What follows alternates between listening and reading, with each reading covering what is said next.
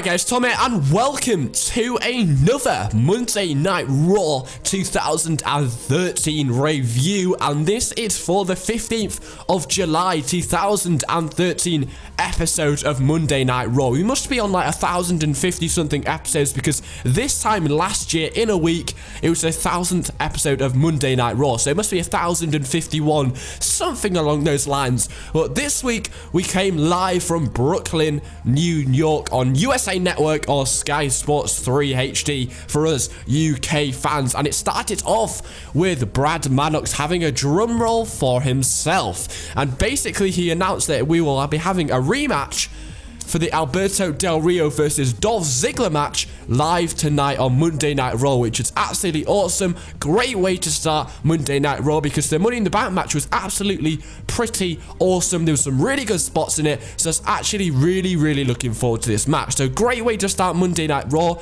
And then the champ is here. John Cena came out, basically showing his WWE championship and stuff, and the Brooklyn crowds all night were really loud, and he got such a boo when he came in. Seriously, he got one of the loudest boos of the night for like the biggest face in the WWE. Now Cena said it's Brad's only chance to be in the same ring with somebody who is hated more than him, because he was basically saying about the boos and stuff, because he knows that Brooklyn are going to boo him. They're a wrestling crowd, they are a very loud crowd, and it was just funny for Cena to recognize that people are actually booing him. So he basically said he'd give Brad Maddox a chance as GM. I'm actually quite excited about Brad Maddox being the GM of Monday Night Raw. I think he's absolutely hilarious. I mean, I think he had a couple or 3 segments on Monday Night Raw last night, and every time he just made me laugh. I mean, he's just so sarky. He can actually kind of act, but not act in the same way where it makes it funny. I just think he's brilliant, and he's so funny, and he's just like in his own world. And I don't know, I think it's actually a good step. I mean, a lot of people are saying that their Brad Maddox era, as he called it, is only going to last about a month. I am actually pretty excited about it. I mean, as long as they're entertaining, I don't mind. Like, Vicky Guerrero was entertaining, and she was the biggest heel that we'll probably ever have in the WWE that's not a wrestler. But she was getting boring. I mean, she's been the Raw GM like twice now, and it kind of does get boring after a while. So I'm kind of liking this. You've got a young guy, a young man guy, and yeah, I think it's a good step for Monday Night Raw. I mean, I think he's pretty entertaining. I mean, I'm drawn to watch what he says. I mean, with Vicky Guerrero, I kind of switched off a bit, and I'm interested to hear what Brad Maddox has got to say when he cuts a promo. His promo sorry about that. His promo work's not great. His promo work's not great, but it's getting better. When he first burst onto the scene at Hell in a Cell 2012 and made that promo in front of the Birmingham fans in England, his promo work was really poor. He didn't know how to get the crowd engaged in what he was saying, but I can actually see a very big improvement to what Brad Maddox is doing.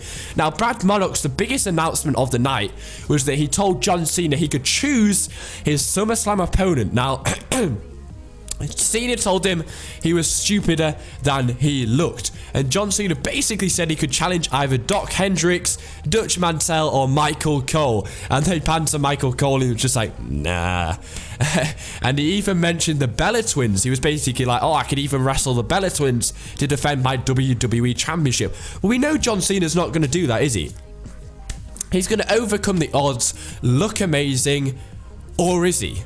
Because I'll announce who he said he was going to fight at SummerSlam 2013 pay-per-view at the end of the video. So keep watching and I'll tell you what happened. Now, Randy Orton came out too. Actually pretty big pop, to be honest. I mean, they were even saying on commentary that he might be cashing in. It was like, could be cashing in now. And he got such a big pop. It was awesome. And basically, what Randy Orton did was he said to Cena that he might not even have the title at SummerSlam, which is a good point.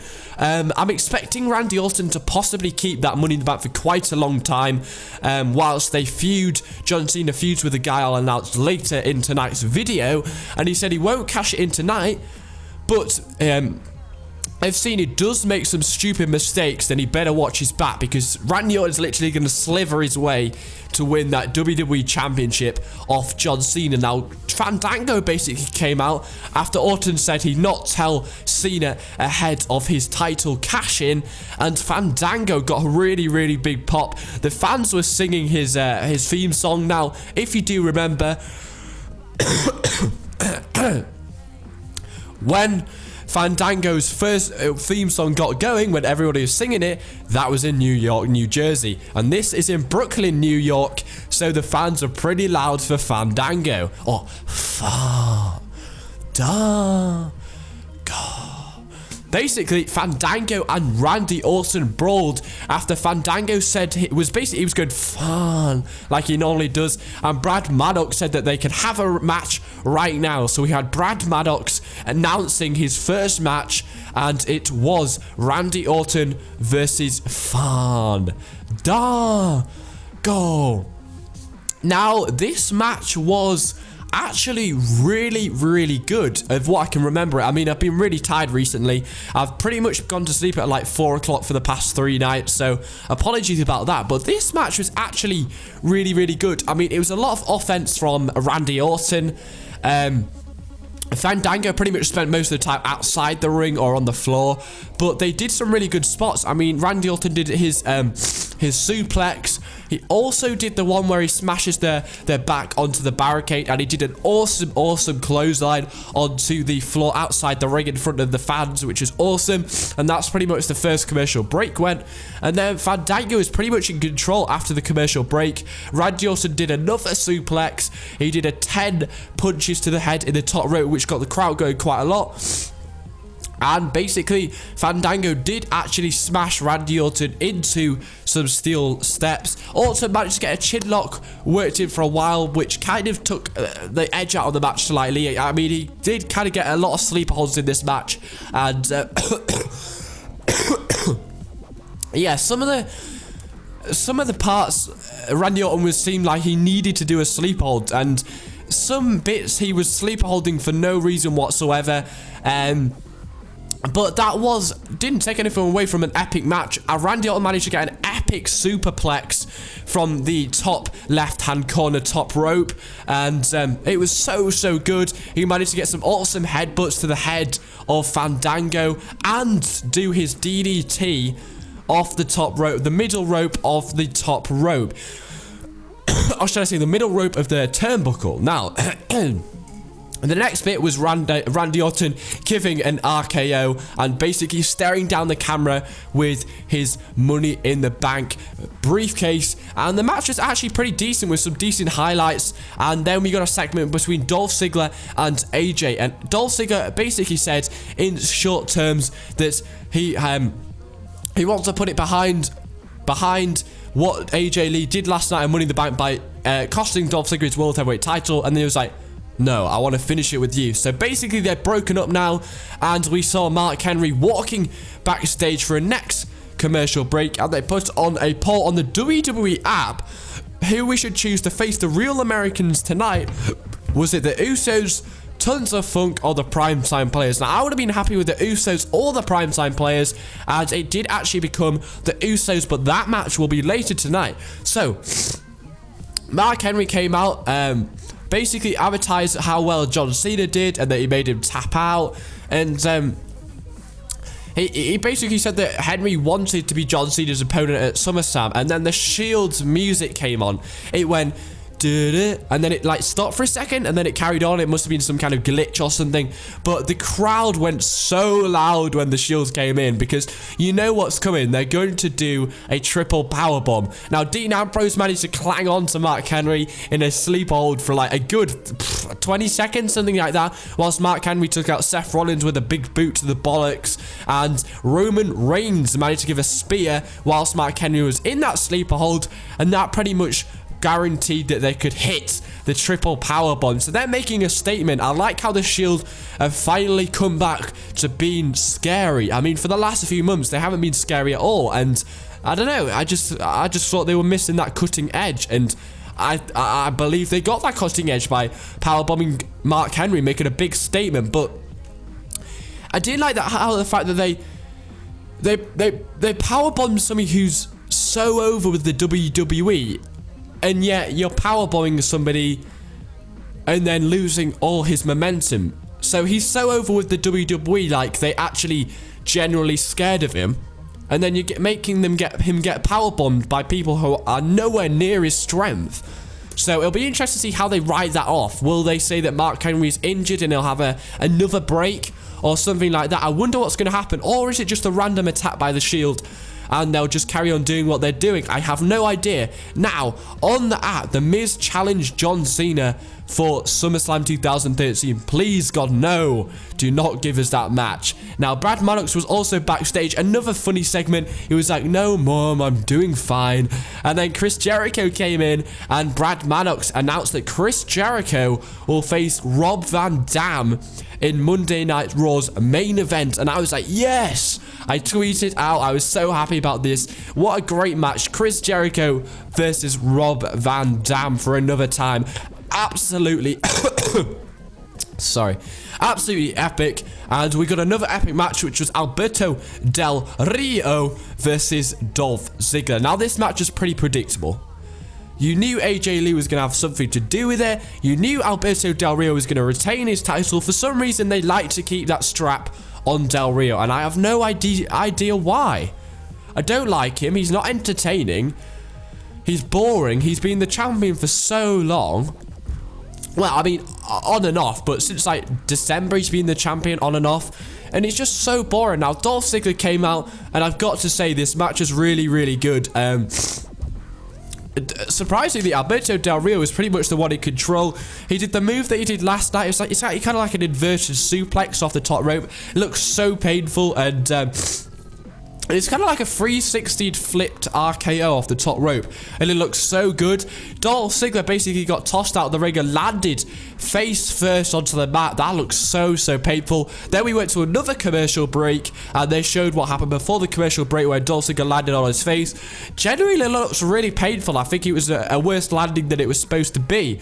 Now, Del Rio managed to get a back suplex and got a 1-2 pin, and Dolph Ziggler was pretty much in control at that point. And then AJ Lee randomly rang the bell. I think she was in like a hood or something. She basically came across the barricade, and she rang the bell so that Dolph Ziggler was distracted. He turned to AJ Lee on the bell, and then Dolph Ziggler was super kicked, basically vintage Alberto Del Rio to the face of Dolph Ziggler, a super kick kind of, where it makes that sound, and it sounds so epic. Basically, he did that, and Dolph Ziggler got pinned from 1, 2, 3. I would have much rather preferred something else. I mean, the super kick doesn't look that painful. I mean, we've seen it quite a long time. Couldn't you have done something like a DDT or something? But yeah, that match was actually pretty good. I'd probably give that match a 8 out of 10. I actually kind of like the ending. I mean, I don't like how rushed they're doing this AJ Lee and Dolph Ziggler thing. I mean, I think they could have planned it out a little bit more epically, if you know what I mean. So they could have done something more epic, like less obvious or something. I mean, I thought it was kind of cheap where Alberto Del Rio's match was basically won by disqualification because AJ Lee came in the ring. She didn't really answer why she did it. It was kind of like really cheap. Now, I'm going to rate the Mark Henry segment. I'd probably give that a 7 out of 10. I like how the Shield are getting more of a push now. In a segment between Dolph Ziggler and AJ Lee, 8 out of 10. I'm happy Dolph Ziggler's going separate ways because AJ Lee is basically holding Dolph Ziggler back from what he could do. The match between Fandango and Randy Orton, I'd give that an 8 out of 10. The fact that Randy Orton was #1 trending worldwide was pretty epic as well. And the segment between Brad Maddox, Fandango, John Cena, and Randy Orton, probably give that segment an 8 out of 10. I'm looking forward to the Brad Maddox era. And let's carry on with the review for Monday Night Raw, the 16th of July. For Monday Night Raw's episode. So, we then got another advert for the SummerSlam decision that John Cena will have to make. You got a whole picture of the roster, and at Raw tonight had a big picture of Mark Henry actually in the bottom right hand corner. Had like JTG, Alex Riley, and people like that. And the next one was R-Truth came out. He kind of got a decent pop, I guess. And I was kind of it kind of looked like he was making a promo in the middle of the ring. And then the Wyatt family like a really like 1 second clip came on. I jumped because I was not expecting it. It was really loud in the headphones that I was listening to. And I jumped, and then the Wyatt family came out pretty much in the same fashion they did last week on Monday Night Raw, where they attacked the big red monster Kane. And the ginger guy and the other guy attacked R-Truth whilst Bray Wyatt was basically sat on his chair rocking back and forward. And Bray Wyatt just cut this amazing promo. Like, we don't have a clue what he was on about, but he basically said, everything is not alright. What if I was to tell you the man that made you was a liar? What if I was to tell you your flesh and blood turned their back on you? I would never turn on you, just maybe I, Bray Wyatt, the eater of worlds, have been the answer all along. So basically they're just saying it's like their era, and they're here to do what they want. Now, after R-Truth was taken out by the Wyatt family, R-Truth came back with a chair, and he had this like full-on devil eyes, like, I'm gonna fucking rape you because I'm a black man. And basically Bray Wyatt just attacked R-Truth, got him on the floor, and did a promo basically talking to R-Truth and maybe anybody else who wanted to listen. He basically said the last thing he said was, Kane, follow the buzzard. So to be honest, we don't actually have a clue what the hell the Wyatt family are on about. But I mean, that leaves it open. I mean, I'm not particularly sure why they chose R-Truth to get attacked. Couldn't they have chosen something a little bit more over with the crowd, like his face? So he could have chosen something like Sheamus or somebody, I guess. Yeah, he's not really over. Christian, something like that, which doesn't really damage them much, but because Christian got attacked by the Shield, so it wouldn't really matter. Now, I've just figured something epic. When the Shield's music come on, what was I going to say? When the Shield's music come on, they go to attack somebody, and the Wyatt family did exactly the same. So I think, like, maybe like 6 months or something, both of them are going to try to attack the same guy, and then they're going to come face to face in the ring and be like, oh, this is awkward. Something like that. I think that would be pretty epic. Because a lot of people are wondering when the Shield and the Wyatt family are going to feud.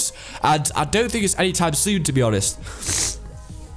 I'm kind of happy of how the Wyatt family did at the moment. Just random attacks. Not really choreographed or anything. Just pretty much just doing whatever they can do. However much time they've given on TV. Now, the next bit was the Usos versus the Real Americans. Pretty much can't really remember a lot about this match. Pretty much Zeb Coulter made a promo. So they call this the melting pot. It should be called the potty. Yeah. Oh god, I'm so ill. Cesaro gave his gut-wrench powerbomb. It's pretty much vintage Cesaro. He managed to give this awesome maneuver where he threw one of the Usos into the corner where the other Uso was ready to get tagged. And basically, one of them tagged the person who was getting powerbombed into the top rope. And yeah, that was a pretty good maneuver, actually. And then he managed to get in a crossbody, which is awesome. And the Usos won with a roll-up pin. Don't really remember a lot about this match. I was kind of falling asleep at this point because I've been up late so many times. And yeah, pretty much the Usos won with a roll-up pin. Don't really know what's going to happen there. Will the Usos challenge the Shield again at SummerSlam? I have no idea. I hope they do. Hopefully they cut the actual full match card, the main match card, sorry. And yeah, we got another advert for Rob Van Dam versus Chris Jericho, and Damien Sandow versus Christian happened. Basically, Damien Sandow came out to a huge pop with his Money in the Bank briefcase. Christian, kind of decent pop. I wouldn't really call it a pop, to be honest. Christian's teeth had actually got smashed when Sheamus gave him a punch in the face. Basically, he lost a tooth, or chipped his tooth. Now, Christian did an amazing tornado DDT. He did an awesome crossbody. From what I can remember, Christian just pretty much got a roll-up pin. The match itself was actually really good for like the 5 minutes it was given. And then as soon as Christian pinned Damien Sandow, Christian was gone. And then Cody Rhodes, looking as good as ever, attacked Damien Sandow with some kind of like spear maneuver, and then just started beating him up like some kind of brawl style. And Christian pretty much won the match after reversing an elbow of the Stain in a decent match, like I was saying.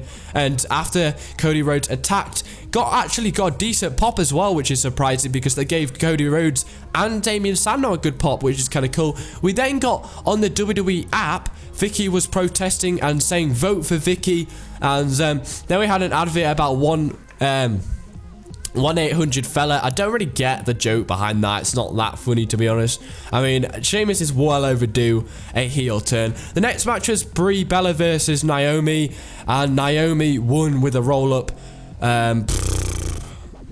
Actually, no, she didn't run with the roll-up. She won with a crossbody and then pretty much got the pin. I mean, I don't understand why the Bella twins are so popular.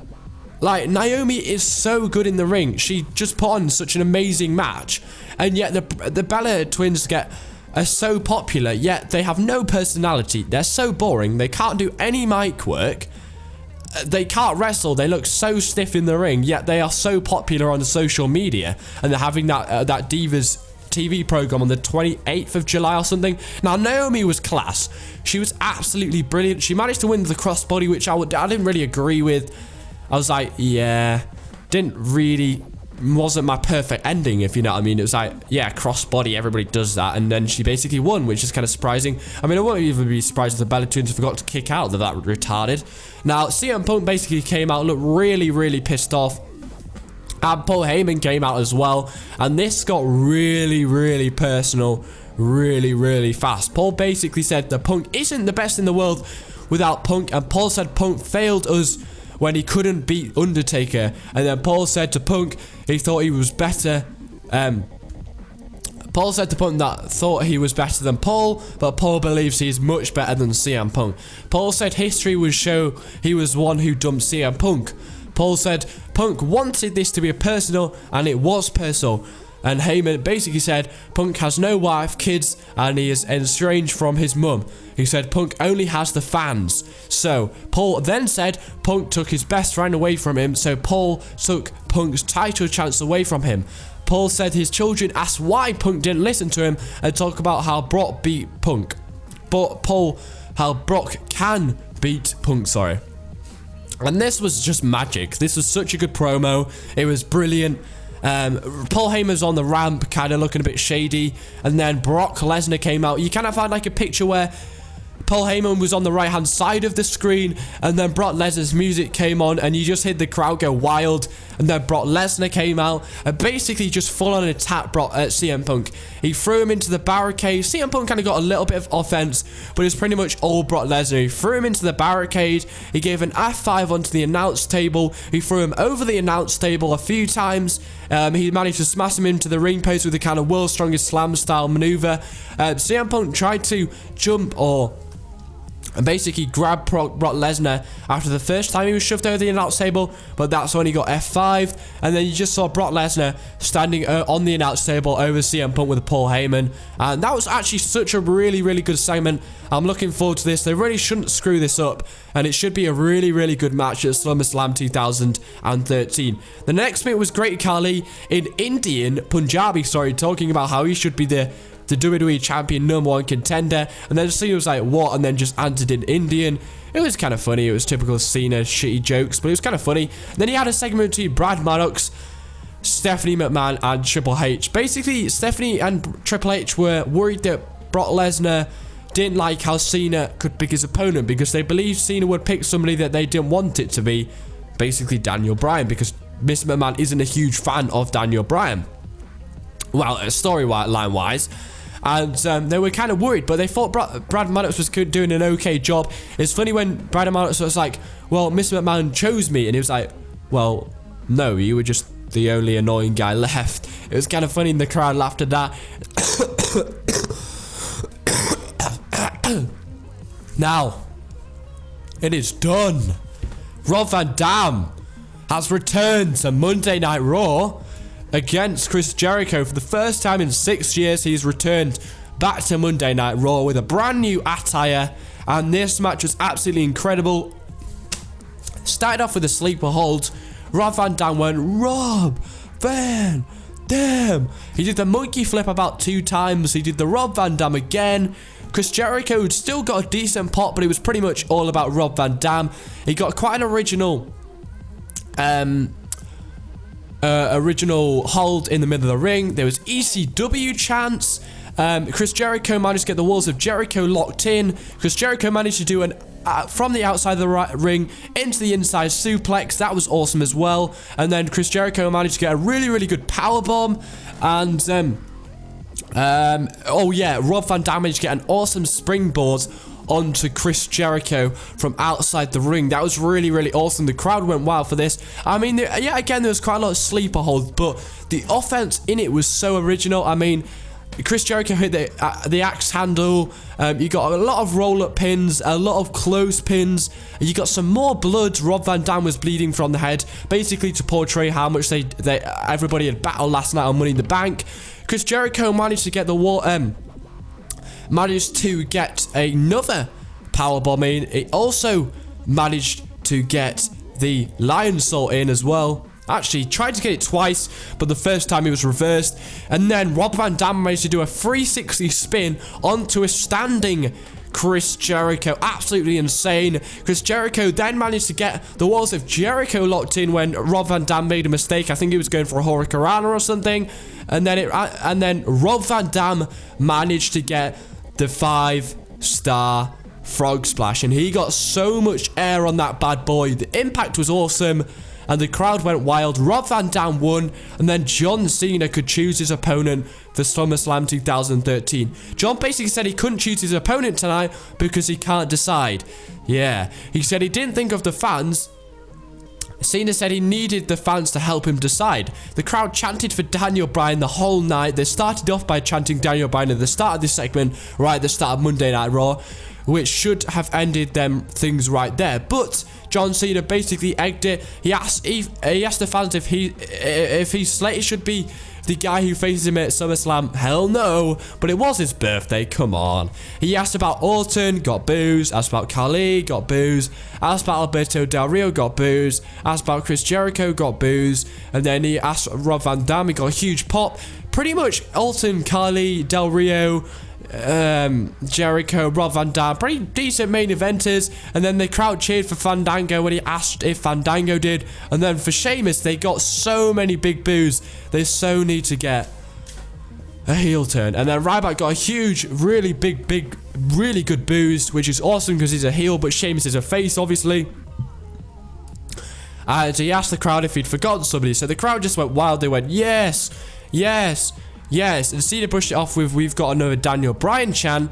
And then he was like, I've selected Daniel Bryan to be my SummerSlam opponent. And it's Daniel Bryan versus John Cena at SummerSlam 2013. And the crowd went freaking apeshit. It was so good. Like, everybody in the arena was lifting their arms going, yes, yes. It was just so good. It looked so good on the eyes. Daniel Bryan, the most over guy I have ever seen in the WWE. It's freaking amazing. I was so happy for the guy.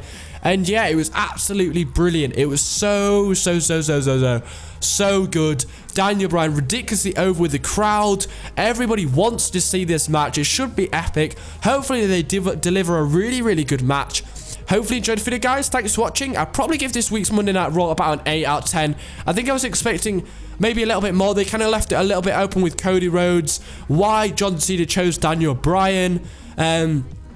I was happy Rob Van Dam returned to Monday Night Raw, and especially the fact that he got a really good match. I mean, it was just an amazing match because Jericho can put on an amazing match with anybody, but then you've got Rob Van Dam who can put on an amazing match with anybody. I like the Brad Maddox era, sounds good. The Brock Lesnar and Paul Heyman and CM Punk angle was brilliant. Yeah, the Divas match was awful. The Cody Rhodes, I like how they've left that open. The Sandow match was good. I hope the Usos carry on the feud with the Shield. That should be good. The Wyatt family, it was awesome for them to promo, for them to their second debut. I just really wish that they debuted tonight instead of last week because everybody just forgot about them. Everybody forgot about them because they're pretty much, the Money in the Bank got in the way and everybody's more concerned about Money in the Bank and the WWE Championship, the Money in the Bank contract and stuff. I like how Dolph Ziggler's broke up with AJ Lee, setting up a feud between Dolph Ziggler and Big E Langston. And The Randy Orton versus Randy Orton versus Fandango match is pretty good as well. So this has been really good. I wonder what the angle is going to go with, like Mark Henry and the Shield. Absolutely epic. Hopefully you have enjoyed this video. Remember to hit that subscribe button and check out my Money in the Bank 2013 review, where I basically talk about all the results and my personal opinion in a 30-minute video.